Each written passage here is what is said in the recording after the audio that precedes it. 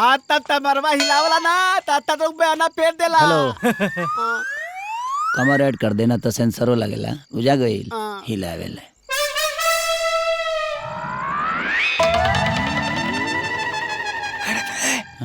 ऊपर देख ऊपर लागो तो हरिया के बगीचा में अब की ढेर आम फरल बा।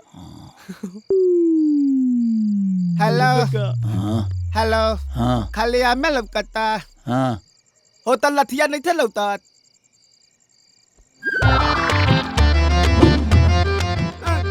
फॉलो मी आओ।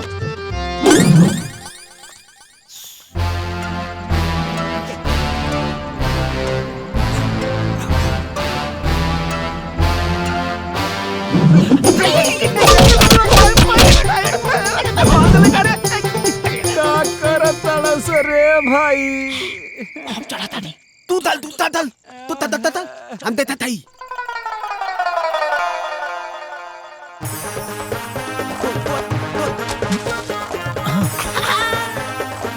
हाउ तो पावे तेरा मर दे।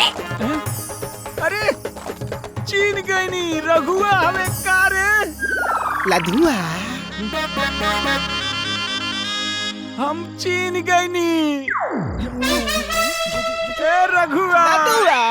हाँ हम लधुआ ही तब लधुआ ले आई तब लधुआ रे भाई रे तब लधुआ बता तेरे गांव में भैया लधुआ आई तू बोल।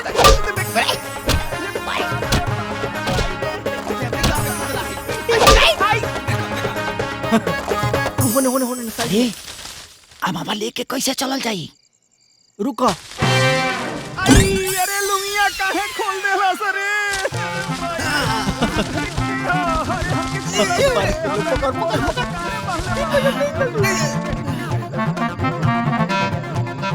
अरे बड़ा सांप घुमाता ना सरे भाई अन्हारा में खेला हो जाई हमारा। अरे माई रे भाई छोड़ दो सरे।